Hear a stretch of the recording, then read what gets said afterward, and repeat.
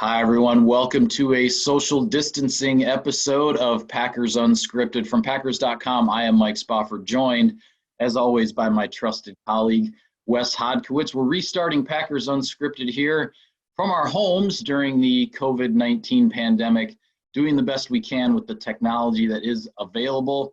Wes and my friend, how was your weekend and how are you? Well, I'm doing good, Mike. I like how we're slowly but surely evolving with our backgrounds. I still have some work to do. I got to remove the board games over here. And obviously, you have that nice bookshelf in the background. We're all adapting, we're all adjusting, and we're all healthy. So that's the most important thing. Yeah, I just happen to have to move into another room from where I've been for some other videos because my wife also has video conferencing and things to do, and we've been sharing a home office. So we're making do here as best we can. As we restart Unscripted over this week and next week, we're going to be doing a series of episodes previewing the draft, and in doing so, looking at the Packers roster position by position, how the positions are shaping up heading into the draft. There's also a written series on the website going position by position if you want to check that out as well. We will follow that along here during our unscripted episodes. Today we're going to touch on the quarterbacks and the running backs. We'll start there. So, Wes, I'm just going to throw this at you. There's Aaron Rodgers, Tim Boyle, and Manny Wilkins right now in the Packers quarterback room, and whenever they actually reconvene in a room, as we like to say. A lot of people wondering what exactly the Packers are going to do at quarterback, if anything, in the draft. Do you see that quarterback room changing in the draft, after the draft? And if so, how high a pick do you think Green Bay might use at that position? Yeah, I definitely think it's within the realm of possibilities that the Packers draft a quarterback this year. It'll have been 5 years now since they drafted Brett Hundley, so there is time to do that.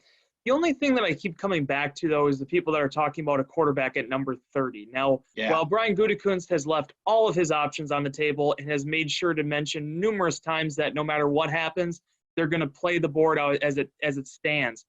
But the other way I look at it, too, kind of goes back to how I approach quarantining life. And that is with milk, Mike. I'm sure you eat cereal. I eat cereal. My son drinks milk. You can only buy so much milk and actually consume all the milk. Sometimes it'll just end up spoiling on you if you don't get to it in time. I don't know if I necessarily see the point in drafting a quarterback, Aaron Rodgers' successor, this year, this early. The situation that I've tried to lay out, and you also pinpointed it in your story as well, is that Rodgers' situation is so different from what the Packers went through with Brett Favre, because he says time and time again he wants to play into his 40s. He looks at a guy like Tom Brady with admiration of what he's been able to do in the latter half in this final stage of his career. And Rodgers, the way that he trains and takes care of himself, there's no reason to believe that he's not going to be doing this for another 4, 5, 6 years, barring injury. That being said, I think the Packers have a lot of not issues, but a lot of areas where they could address in this first round. And that number 30 pick is very valuable, Mike. A lot of other people have talked about Aaron Rodgers. They took him in 2005 when they didn't really need him. But the thing is he was the only guy left on their board with the first round grade at that point, and they also didn't have the fifth-year option. So if there is a quarterback available, maybe that's where you see another team trade up to get that pick. Those are all the things kind of going through my mind right now as the Packers have to make a really big decision there in the next few years. Yeah, I'm with you there too. I mean, we've seen a lot of mock drafts that have the Packers taking a quarterback at number 30, whether it be Jordan Love from Utah State, Jacob Eason from Washington. Those are a couple of guys that some of the draft nicks have going to Green Bay at number 30. But I'm with you. With Rodgers having 4 years left on his contract, with him being very clear about how long he wants to play, and the fact that the Packers just got to an NFC Championship game a year ago, Rodgers is not talking retirement at all. I just don't see necessarily the investment in that quarterback of the future right now. And I've said this in Inbox before as well, if you do it now and Rodgers is still going to play for 3 or 4, maybe 5 more years, you have to make a decision on a second contract with that quarterback of the future before you've even seen him play. And so I don't understand that timeline really working for the Packers in that respect. And the other thing too, I've said this all along, I think that, as you mentioned, if a quarterback, one of the top first-round quarterbacks, falls to Green Bay at number 30, I think that pick becomes potentially really valuable as a trade piece for Brian Gutekunst. He can trade back. Maybe it's 5 or 6 or 8 or 10 spots, still get a really good player at the top of the second round and recoup another draft pick to be able to use to address some of those other areas on the roster that we're going to be talking about here as the week goes along. Now, that being said, a mid-round or late-round draft pick on a quarterback to add some competition for those backup spots with Tim Boyle and Manny Wilkins, I could totally see the Packers doing that with Gutekunst coming into this draft with 10 picks, including 5 of them in the final 2 rounds, bringing another quarterback and having a full-fledged competition for that number 2 job. I could definitely see that happening. Yeah, and there's so many times I made this argument in Insider Inbox last month. You look around the NFL right now at these teams with quarterbacks, established quarterbacks over 35 years old. How many of them have a hand point successor, heir apparent at this point? They Sure. don't. Right now, the Los Angeles Chargers look like they're going to be moving into the season next year with Tyrod Taylor as their starting quarterback after he was a backup and a veteran that they signed last year. They don't really have that in Pittsburgh. Certainly New England is going through right now in the post-Tom Brady era. So it's not that uncommon. And it's almost a real strong luxury to be able to have a guy that you feel is going to be the next person to take the reins at the quarterback position. All that being said, so many times, Mike, I go back to what Ron Wolf did. He had a really nice plethora of quarterbacks coming through Green Bay during that time. None of them were day 1 or day 2, what would be day 1 or day 2 picks. They were all 4th rounders, 5th rounders, 6th rounders, and they had opportunity and they took advantage of it. That's what I'm looking forward to. Maybe find somebody that can push Tim Boyle, can push Manny Wilkins, but not necessarily lock yourself into having to make sure that this guy's on the roster and he is the next guy.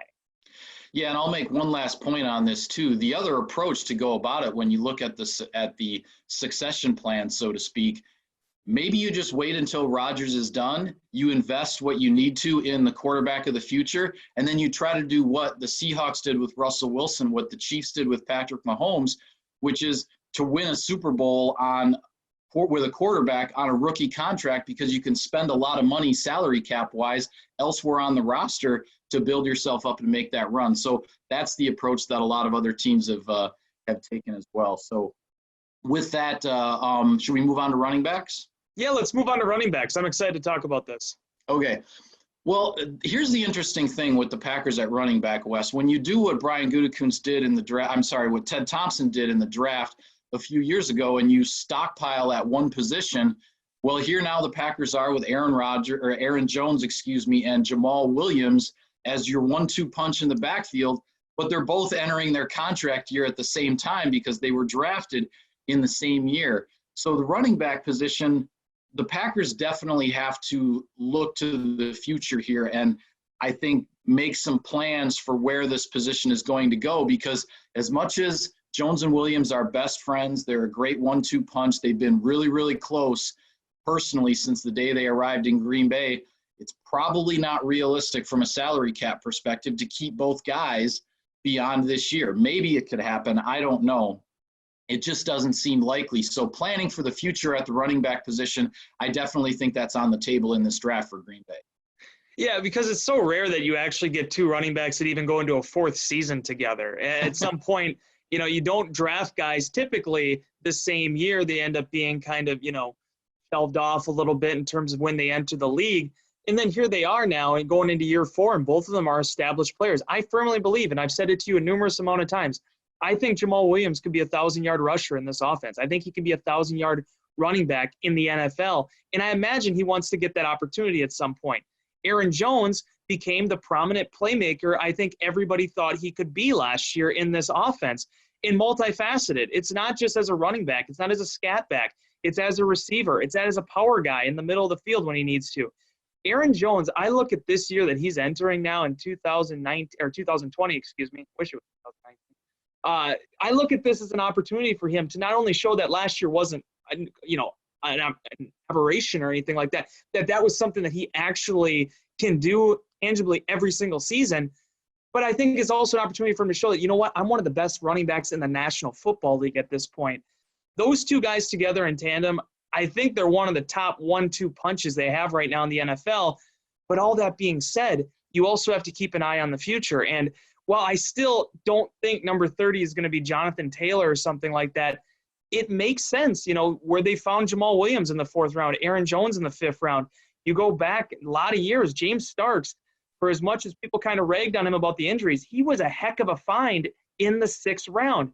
Those type of players are out there and they're ready to make impacts. So when you have Dexter Williams, Tyler Ervin obviously coming back, there's depth there, but maybe you find another prospect to bring into that to also have in the back shelf now, depending on what happens with Jones and Williams over the next year.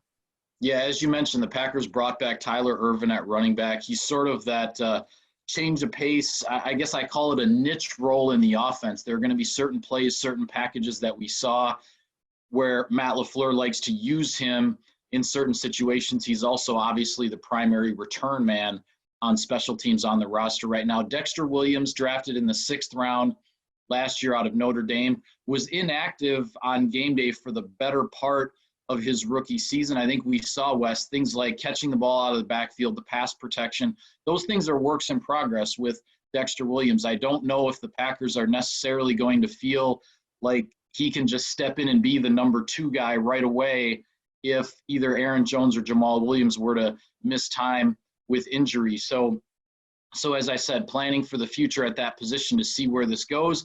I think with Aaron Jones and trying to get a new contract after this year, we all know that's not going to come cheap. And as you mentioned with Jamal Williams, he may be looking for an opportunity where he's not second fiddle, so to speak, and he gets a chance to be more of a feature back somewhere.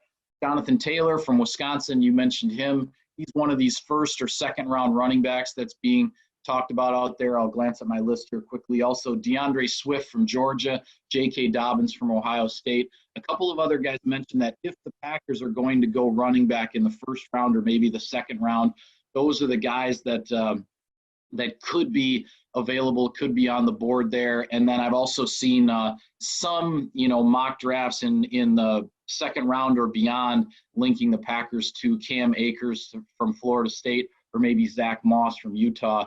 As you mentioned, I think there are always when you look at the fact that Jamal Williams was a 4th round pick, Aaron Jones was a 5th round pick, you mentioned James Starks being a 6th round pick, those kind of picks don't always work out. Right. But when they do, they really, really help you because the Packers have found a lot of production at the running back position over the last few years, and they did not have to spend what you would consider a premium draft pick in order to get that production.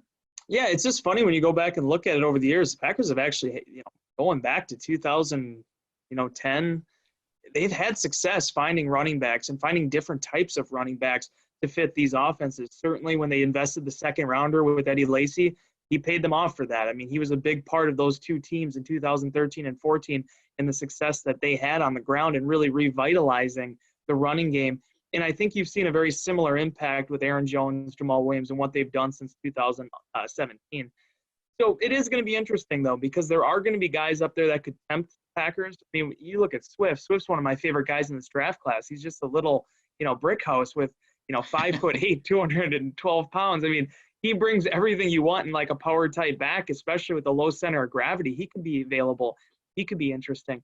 And certainly Jonathan Taylor is a guy that Wisconsin sports fans are really familiar with and had a prolific career with the Badgers. And I think no matter where it ends up, he's going to make some teams' running game a lot better.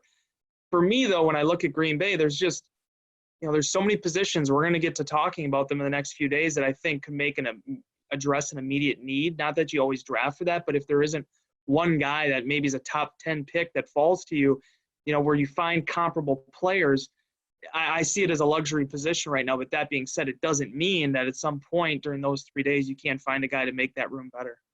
Yeah, I agree with you. I think running back is a position that's on the priority list for the Packers, but not necessarily in the 1st round unless you compare it to the Aaron Rodgers situation of 2005, unless one of these running backs is just far and away the best player in the draft and at the time that the Packers are on the clock at 30. Otherwise, I'm with you. Some of these positions we'll be talking about as our preview episodes continue. I think those are going to be a little bit higher on the priority list for the Packers. So any final thoughts here on these couple of spots, Wes, before we sign off? I'd be remiss. I have to throw one more shout out for Ashwaubenon's own James Morgan. We were talking about quarterbacks. You were asking about mid-round guys potentially. Absolutely. He's a guy, the FIU quarterback, certainly has done nothing but to improve his draft stock over the past month, 2 months. And especially during a time, Mike, if you look at a lot of these boards, a lot of these pundits, the boards have pretty much stayed the same. There's no big pro days to wow anybody or any kind of things that are leaking out that are making people look at, oh, this guy's getting 25 pre-draft visits. So a guy like Morgan doing the kind of steady escalation that he's had, I think speaks a lot to his arm talent, a lot to his ability. And if you talk to him, he's a guy that knows how to carry himself. He knows how to lead.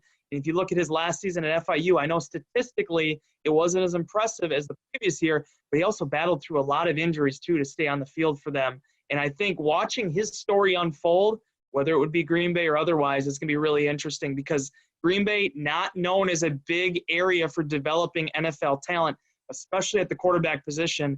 And here's a guy like James Morgan trying to become the first Green Bay Metro alumnus to be able to get drafted in the NFL in 3 decades. Yeah, I think there'll be a lot of folks in the Green Bay area watching the draft who will be paying attention to James Morgan and his story and where he ends up, because for a guy who is not at a Power 5 conference, he's a quarterback who's certainly getting a lot of attention. His story will be fun to watch. So with that, we will sign off on this edition of Packers Unscripted. We will continue this draft preview series. Right now, we're looking at this week, next week, Monday, Wednesday, Friday, kind of being our schedule if all goes well from a technology standpoint. So we will do the best we can there. For now, for Wes, I am Mike. Thank you for tuning in, everybody. We will see you next time.